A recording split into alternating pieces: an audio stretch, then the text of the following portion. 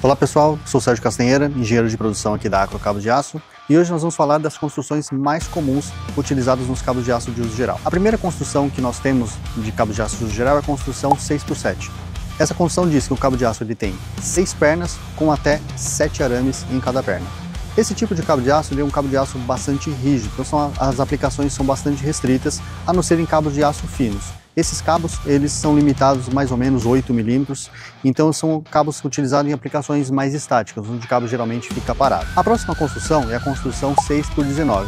Essa é uma construção mais usual, ela é muito mais aplicada em linha de vida, em alguns estaiamentos, etc. Essa construção consiste em 6 pernas com até 19 arames em cada perna. Normalmente essa construção de arame ela é composta numa que chamamos de composição seal. A composição seal é uma composição onde nós temos arames mais grossos na parte externa do cabo, ou seja, ele é um cabo que tem os arames mais grossos na parte de fora justamente para ser mais resistente à abrasão. Então, aplicações onde nós temos o cabo arrastando ou em contato com muitas superfícies, é interessante que seja dessa construção 6x19 na composição seal. Uma outra construção bastante usual é a construção 6x25 filler. Ela é uma construção muito parecida com a 6x19, elas pertencem à mesma classe, mas a construção 6x25 ela possui arames de enchimento entre a segunda e a terceira camada que serve como calço para os arames externos não ficarem se deslocando e gerar um atrito interno e consequentemente um desgaste. Essa construção ela é muito utilizada para a fabricação de linhas de cabo de aço, além dela ter uma aplicação bastante usual assim como a 6x19. A próxima construção é a construção 6x36, 6x37 ou 6x41. Consiste em 6 pernas com 36, 37 ou 41 arames em cada perna. Quanto maior a quantidade de arames nas pernas do cabo, mais flexível esse cabo se torna. Ou seja, esses já são cabos que suportam bastante os esforços de enrolamento e desenrolamento, desvio de curso em polias, enrolamentos em tambores, ou seja, são cabos bastante flexíveis e bastante resistentes à fadiga de flexão. Fadiga de flexão é aquele movimento que nós pegamos um arame e ficamos dobrando e desdobrando ele várias vezes até ele arrebentar, ou seja, quando o arame ele é mais fino, ele tem maior resistência a essa fadiga de flexão.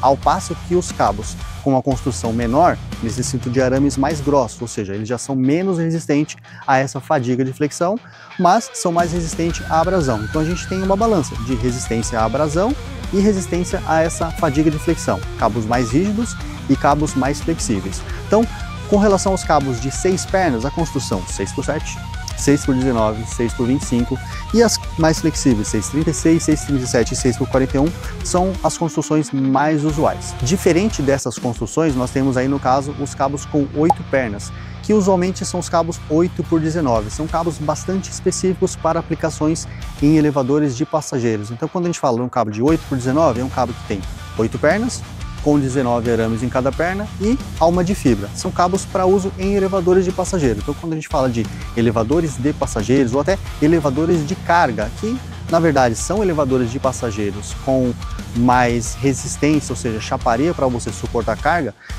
também trabalho com esse tipo de cabo, 8x19 com a alma de fibra.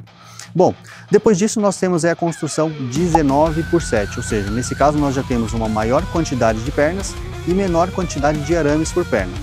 A característica desse cabo é você ter camadas de pernas durante o seu processo fabril, onde essas camadas de pernas possuem sentido de direção opostas.